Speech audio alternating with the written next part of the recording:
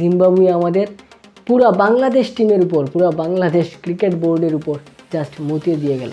বন্ধুরা, জিম্বাবুয়ে বনাম বাংলাদেশের প্রথম টেস্ট সিলেটে 20 এপ্রিল শুরু হয়ে গিয়েছিল, আর 4 দিনের মাথায় আমরা টেস্ট ম্যাচ হেরে গেলাম। ভাই, জিম্বাবুয়ের সাথে হারলাম, তাও 4 দিনের ভিতরে।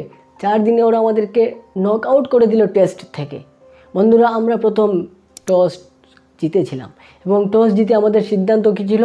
আমরা ব্যাটিংয়ের সিদ্ধান্ত নিলাম এবং ব্যাটিংয়ে গিয়ে আমরা আহামরি কিছু করতে পারি না। 191 রানে পুরা দল অল আউট। যেভাবে জিম্বাবুয়ে আমাদেরকে দেখিয়ে দিল এই পিচে, সিলেটের পিচে কিভাবে রান করতে হয়। 273 রানের একটা ইনিংস তারা খেললো। যেভাবে দ্বিতীয় ইনিংসে আমরা ব্যাট করতে আসলাম, 255 রান করলাম। ভাই, তাদের প্রথম ইনিংসে 271 রানও করতে পারে নাই, যেটা তারা করে দেখিয়েছিল 73 রান, 73 রান, 273 রানও আমরা করতে পারি নাই দ্বিতীয় ইনিংসে। ফলে জিম্বাবুয়ে 174 রানের 73 রানের একটা টার্গেট পেল এবং সেটাও তারা জাস্ট 7 উইকেট হারিয়ে একটা দিন হাতে রেখে ম্যাচ জিতে গেল। জাস্ট আমি যদি বাঙালি কঠিন একটা ভাষায় বলি, জিম্বাবুয়ে আমাদের মুখে মুতে দিয়ে চলে যাচ্ছে।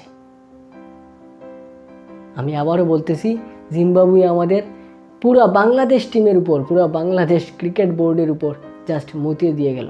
ওয়েলকাম টু দ্য ক্রীড়ার দুনিয়া। বাংলাদেশ ক্রিকেটকে, বাংলাদেশ ক্রিকেট টিমকে, বাংলাদেশের প্লেয়ারদেরকে দেখিয়ে দিল জিম্বাবুয়ে যে আসলে বাংলাদেশ টিমের অবস্থান কোথায়, বাংলাদেশ টিমের প্লেয়ারদের অবস্থান কোথায়। বন্ধুরা, এখন এই ম্যাচ থেকে আমাদের প্রাপ্তিটা কি? আমাদের প্রাপ্তি জাস্ট ওইটুকু, মেহেদী হাসান মিরাজের 5 উইকেট, আর দ্বিতীয় ইনিংসে নাজমুল হোসেন শান্ত অপরাজিত যে 60 রান করেন, ওইটাই আমাদের প্রাপ্তি।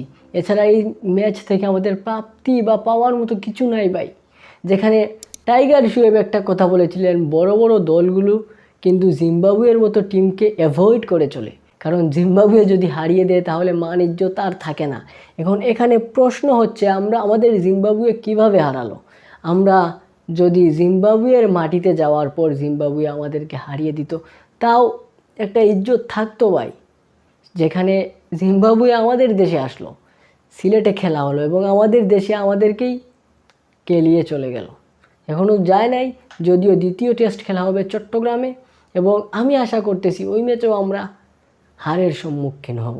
কারণ ভাই, আপনারা যারা খেলা দেখেছেন, আপনারা বুঝতে পারবেন সেই খেলা দেখার পর যে আমাদের পারফরমেন্স কোন লেভেলের ছিল, আমাদের ব্যাটসম্যানরা কোন লেভেলের ব্যাটিং করতেছিল, বোলাররা কোন লেভেলের বোলিং করতেছিল। আমি যদি জিম্বাবুয়ের দ্বিতীয় ইনিংসের কথা আপনাদের সামনে তুলে ধরি বন্ধুরা, যদি আমরা প্রথম 95 রানের মাথায় একটা উইকেট মাত্র ফেলতে পারি, যেখানে 173 রানের টার্গেট, সেখানে আমরা প্রথম উইকেট ফেলতে পেরেছিলাম 95 রানে। এইখানে যদি আমরা আগে উইকেট নিয়ে নিতে পারতাম, তাহলে আগে যদি দেখেন 95 রানের ভিতরে যদি 3টা উইকেটও নিয়ে নেওয়া যেত, তাহলে কিন্তু আমরা ওই ম্যাচটাও, টেস্ট ম্যাচটাও জিতে যেতে পারতাম। আমাদের এইরকম অবস্থা, এইরকম ভয়াবহ বাজে অবস্থা। আমাদের প্লেয়ারদের খেলা দেখলে মনে হয় তারা আসলে কমেডি করতে এসেছে।